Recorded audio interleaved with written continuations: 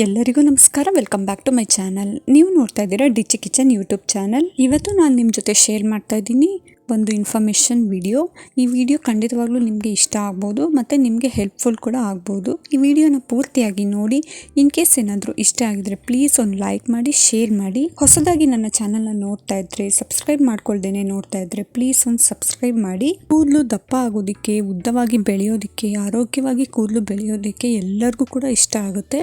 ಆದರೆ ಕೆಲವ್ರಿಗೆ ಯಾವುದೇ ಹೇರ್ ಆಯಿಲ್ ಹಾಕಿದ್ರು, ಹೇರ್ ಪ್ಯಾಕ್ ಹಾಕಿದ್ರು ಬೆಳೀತಾ ಇಲ್ಲ ಅನ್ನೋರಿಗೆ ಈ ಒಂದು ಎಣ್ಣೆನ ನೀವು ಖಂಡಿತವಾಗ್ಲೂ ಟ್ರೈ ಮಾಡ್ಬೋದು. ಟ್ರೈ ಮಾಡಿದ್ರೆ ನಿಮಗೆ ಇದು ಕೂದಲು ಬೆಳೆಯೋದಕ್ಕೆ ಕೂಡ ಸಹಾಯ ಆಗ್ಬೋದು. ಇವತ್ತು ನಾನು ನಿಮ್ಮ ಜೊತೆ ಶೇರ್ ಮಾಡ್ತಾ ಇರೋದು ಆಲ್ಮೋಸ್ಟ್ ಮೆಂತ್ಯ ಎಲ್ಲರ ಮನೆಯಲ್ಲೂ ಇದ್ದೇ ಇರುತ್ತೆ. ಅದರಿಂದ ಹೇರ್ ಪ್ಯಾಕ್ ಮಾಡಿಕೊಂಡ್ರೆ ಕೂದಲು ಬೆಳೆಯೋದಕ್ಕೆ ಸಹಾಯ ಆಗುತ್ತೆ ಅಂತ ಕೆಲವ್ರಿಗೆಲ್ಲ ಗೊತ್ತಿದೆ. ಅದೇ ರೀತಿ ಮೆಂತ್ಯದಿಂದ ಒಂದು ಎಣ್ಣೆನ ತಯಾರಿಸ್ಕೊಂಡು ಉದ್ದ ಕೂದಲನ್ನ ಬೆಳೆಸ್ಕೊಳ್ಳೋದಕ್ಕೆ ಇದು ಕೂಡ ಸಹಾಯ ಆಗ್ಬೋದು. ಈ ಎಣ್ಣೆನ ಯಾವ ರೀತಿ ತಯಾರಿಸೋದು, ಹೇಗೆ ಬಳಸೋದು, ಎಷ್ಟೊತ್ತು ಇಡಬೇಕು, ಯಾವ ರೀತಿಯಾಗಿ ಬಳಸಬೇಕು ಅನ್ನೋದನ್ನು ಈ ವಿಡಿಯೋದಲ್ಲಿ ಪೂರ್ತಿಯಾಗಿ ನೋಡೋಣ. ಮೊದಲಿಗೆ ಇದನ್ನು ಹೇಗೆ ತಯಾರಿಸೋದು, ಇದಕ್ಕೆ ಏನೇನು ಬೇಕು ಅಂತ ನೋಡೋದಾದರೆ, ಒಂದು 3 ಟೇಬಲ್ ಸ್ಪೂನ್ ಆಗೋಷ್ಟು ಮೆಂತ್ಯ ಕಾಳು, ಜೊತೆಗೆ 1 ಕಪ್ ಆಗೋಷ್ಟು ಕೊಕೊನಟ್ ಆಯಿಲ್ ಅಥವಾ ಕೊಬ್ಬರಿ ಎಣ್ಣೆ, ನೀವು ಯಾವ್ದು ಬಳಸ್ತೀರೋ ಅದನ್ನು ಕೂಡ ಬಳಸ್ಬೋದು. ಹಾಗೆ ಒಂದು ಗಾಜಿನ ಬಾಟ್ಲಿ ಮತ್ತು ಇದನ್ನು ತಯಾರಿಸ್ಕೊಳ್ಳೋದಕ್ಕೆ ಒಂದು ಪಾತ್ರೆ ಬೇಕಾಗುತ್ತೆ. ಖಂಡಿತವಾಗ್ಲೂ ಈ ಮೆಂತ್ಯ ಕಾಳಿಂದ ಆದಷ್ಟು ಕೂದಲು ದಪ್ಪ ಆಗೋದಕ್ಕೆ ಸಹಾಯ ಮಾಡುತ್ತೆ, ಆರೋಗ್ಯವಾಗಿ ಬೆಳೆಯೋದಕ್ಕೂ ಕೂಡ ಸಹಾಯ ಮಾಡುತ್ತೆ ಮತ್ತು ಉದ್ದ ಆಗೋದಕ್ಕೂ ಕೂಡ ಸಹಾಯ ಮಾಡುತ್ತೆ. ಇನ್ನು ಹೇಗೆ ಮಾಡೋದು ಅಂತ ನೋಡೋದಾದರೆ, ನೀವು 2 ರೀತಿಯಲ್ಲಿ ಎಣ್ಣೆನ ತಯಾರಿಸ್ಕೊಬೋದು. ಮೊದಲನೇ ರೀತಿ ಯಾವುದು ಅಂತಂದರೆ, ಒಂದು ಪಾತ್ರೆಗೆ 1 ಕಪ್ ಆಗೋಷ್ಟು ತೆಂಗಿನ ಎಣ್ಣೆನ ಹಾಕೊಳ್ಳಿ. ಅಂತಂದರೆ ಕೊಕೊನಟ್ ಆಯಿಲ್ ಬಳಸಿದ್ರೆ ತುಂಬಾ ಚೆನ್ನಾಗಿರುತ್ತೆ, ಒಳ್ಳೆ ರಿಸಲ್ಟ್ ಕೂಡ ಸಿಗಬಹುದು. ಅದ್ರ ಜೊತೆಗೆ 2 ಟೇಬಲ್ ಸ್ಪೂನ್ ಆಗುವಷ್ಟು ಮೆಂತ್ಯ ಕಾಳನ್ನು ಸೇರಿಸಿ ಅದನ್ನು ಚೆನ್ನಾಗಿ ಒಂದು 5 ನಿಮಿಷ ಆಗುವಷ್ಟು ಚೆನ್ನಾಗಿ ಬಾಯ್ಲ್ ಮಾಡಿಕೊಂಡ್ರೆ ಸಾಕಾಗುತ್ತೆ. ಕಮ್ಮಿ ಉರಿ ಕೊಟ್ಟು ಸ್ವಲ್ಪ ಬಿಸಿ ಮಾಡ್ಕೊಳ್ಳಿ. ಆ ಕೊಬ್ಬರಿ ಎಣ್ಣೆನ ಮೆಂತ್ಯ ಕಾಳನ್ನು ಸೇರಿಸ್ಬಿಟ್ಟು ಒಂದು ಸ್ವಲ್ಪ ಬಿಸಿ ಮಾಡ್ಕೊಳ್ಳಿ. ಅದು ಕುದಿಯೋ ಹಂತದಲ್ಲಿ ಅದು ಕಲರ್ ಚೇಂಜ್ ಆಗುತ್ತೆ. ಮೆಂತ್ಯ ಕಲರ್ ಸ್ವಲ್ಪ ಕಂದು ಬಣ್ಣ ಬರೋ ರೀತಿ ಕಲರ್ ಚೇಂಜ್ ಆಗುತ್ತೆ. ಅದಾದಮೇಲೆ ಗ್ಯಾಸ್ ಸ್ಟವ್ನ ಆಫ್ ಮಾಡಿಬಿಟ್ಟು ಇಮ್ಮಿಡಿಯೇಟು ನೀವು ಒಂದು ಪಾತ್ರೆಗೆ ಸ್ಟೋರ್ ಮಾಡಿ, ಅಂದರೆ ಸೋಸಿಟ್ಕೊಳ್ಳಿ.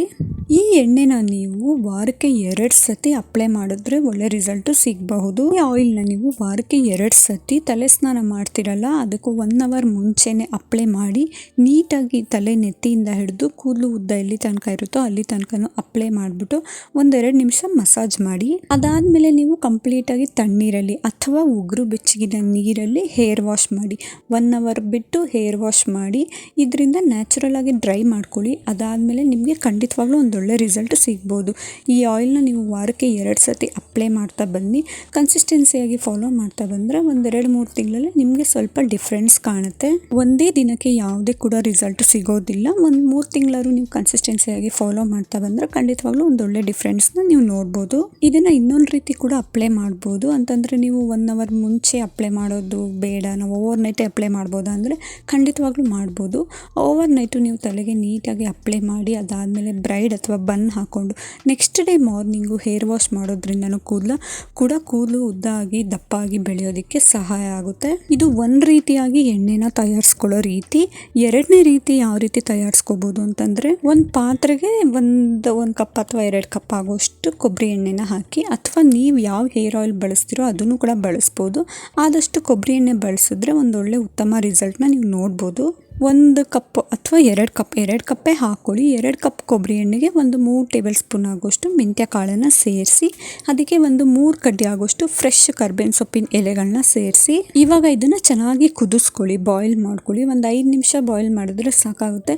ಏಕೆಂದರೆ ಅದು ಕಲರ್ ಡಿಫ್ರೆನ್ಸ್ ನಿಮಗೆ ಗೊತ್ತಾಗುತ್ತೆ. ಅಲ್ಲಿ ತನಕ ಬಾಯ್ಲ್ ಮಾಡ್ಕೊಂಡ್ರೆ ಸಾಕಾಗುತ್ತೆ. ಅದಾದಮೇಲೆ ನೀವು ಒಂದು ಗಾಜಿನ ಬಾಟ್ಲಿಗೆ ನೀವು ಫಿಲ್ಟರ್ ಮಾಡಿ ಇಟ್ಕೊಂಡ್ರೆ ಆಲ್ಮೋಸ್ಟ್ ನೀವು ಒಂದು 15 ಡೇಸ್ ತನಕನೂ ಇದನ್ನು ಯೂಸ್ ಮಾಡ್ಬೋದು. ಪದೇ ಪದೇ ಮಾಡ್ಕೊಳ್ಬೇಕಾ ಅನ್ನೋ ಅವಶ್ಯಕತೆಯೂ ಇರಲ್ಲ. ಒಂದು 15 ಡೇಸ್ ತನಕನೂ ನೀವು ಯೂಸ್ ಮಾಡ್ಬೋದು. 15 ಡೇಸ್ ತನಕ ಆಗುವಂಥ ಕ್ವಾಂಟಿಟಿಯಲ್ಲಿ ನೀವು ಇದನ್ನು ಚೆನ್ನಾಗಿ ತಯಾರಿ ಮಾಡಿಟ್ಕೊಂಡ್ರೆ 15 ಡೇಸ್ ತನಕ ಯೂಸ್ ಮಾಡ್ಬೋದು. ಕೊಬ್ಬರಿ ಎಣ್ಣೆ ಜೊತೆಗೆ ಒಂದು ಸ್ವಲ್ಪ ಕರ್ಬೇವಿನ ಸೊಪ್ಪು ಮತ್ತು ಮೆಂತ್ಯ ಕಾಳು ಹಾಕೋದ್ರಿಂದ ಕರ್ಬೇವಿನ ಸೊಪ್ಪಿಂದ ಕೂದಲು ಸ್ವಲ್ಪ ಕಪ್ಪಾಗುತ್ತೆ, ದಪ್ಪ ಆಗೋದಕ್ಕೆ ಸಹಾಯ ಮಾಡುತ್ತೆ. ಹಾಗೆ ಮೆಂತ್ಯ ಕಾಳು ಕೂಡ ಕೂದಲು ಉದ್ದ ಆಗೋದಕ್ಕೆ, ದಪ್ಪ ಆಗೋದಕ್ಕೆ ಸಹಾಯ ಮಾಡುತ್ತೆ.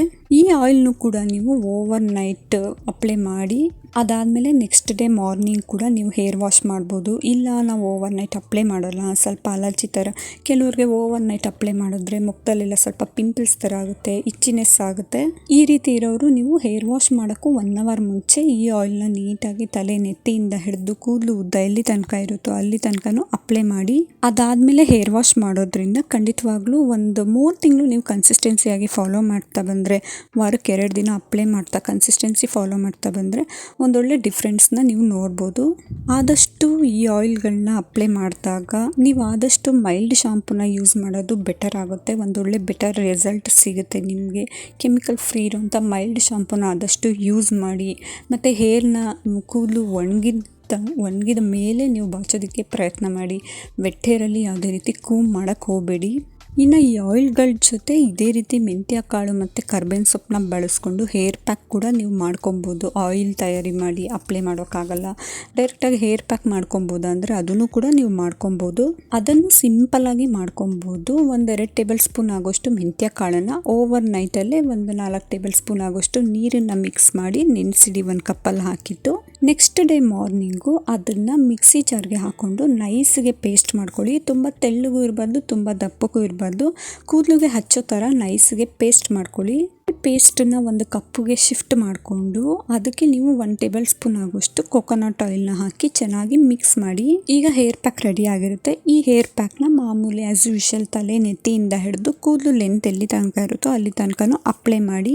ಅದಾದಮೇಲೆ ನೀವು ಅಪ್ಲೈ ಮಾಡಿದ್ದು 40 ಮಿನಿಟ್ ಆದಮೇಲೆ ತಣ್ಣೀರಲ್ಲಿ ಅಥವಾ ಉಗುರು ಬೆಚ್ಚಗಿನ ನೀರಲ್ಲಿ ಹೇರ್ ವಾಶ್ ಮಾಡಿ. ಈ ರೀತಿ ಹೇರ್ ಪ್ಯಾಕ್ನ ನೀವು ವಾರಕ್ಕೆ 1 ಸತಿ ಟ್ರೈ ಮಾಡಿದ್ರೂ ಸಾಕಾಗುತ್ತೆ. 3-4 ತಿಂಗಳಲ್ಲೇ ನಿಮಗೆ ಡಿಫ್ರೆನ್ಸ್ ಗೊತ್ತಾಗುತ್ತೆ.